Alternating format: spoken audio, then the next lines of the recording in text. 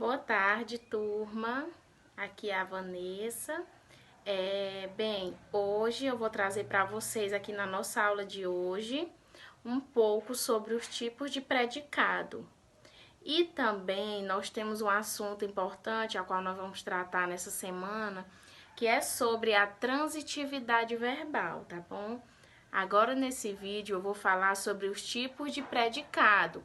A transitividade verbal já é um assunto bem mais extenso, que não daria para eu gravar aqui para vocês, porque com certeza daria 10, 15 minutos de vídeo, tá bom?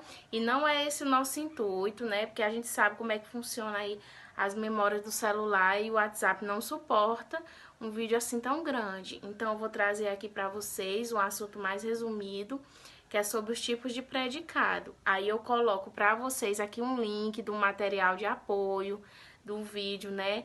Muito bem explicado e que tá no YouTube, né? Ou seja, você não vai precisar baixar no seu celular, você através do link vai ter acesso ao vídeo no YouTube, então vai ficar bem melhor, tá bom? Então, os tipos de predicado. Os tipos de predicado, eles são três, né? Nós temos, tá aqui, ó, os tipos de predicado. Nós temos o predicado nominal, o verbal e o verbo nominal. Agora eu vou colocar aqui para vocês no quadro um exemplo. Vamos lá, dando continuidade ao nosso primeiro tipo de predicado, que é o predicado nominal. No predicado nominal, a gente tem o núcleo, que é um predicado do sujeito, e ele traz também um verbo de ligação. Vamos lá para o nosso exemplo que eu coloquei aqui no quadro. Predicado nominal, o seu núcleo é o predicado do sujeito. Olha só, os estudantes estavam furiosos. Vamos lá. Furiosos aqui é o núcleo do sujeito, que é os estudantes. Os estudantes estavam furiosos. Furioso aqui é o núcleo do sujeito. E também nós temos aqui um verbo de ligação, que é o verbo estavam, do verbo estar. Agora nós temos o predicado verbal. O predicado verbal, a característica principal é a presença de um verbo como núcleo, tá bom? Olha só aqui o exemplo. Os manifestantes responderam às perguntas. Nós temos aqui como núcleo responderam, que é um verbo, do verbo responder. Ou seja, o seu núcleo é um verbo que ele vem como principal característica aqui do sujeito, que são os manifestantes, tá bom? Por isso, é um predicado verbal. Agora, nós vamos para o predicado verbo nominal, tá bom? Quando é que nós identificamos o predicado verbo nominal?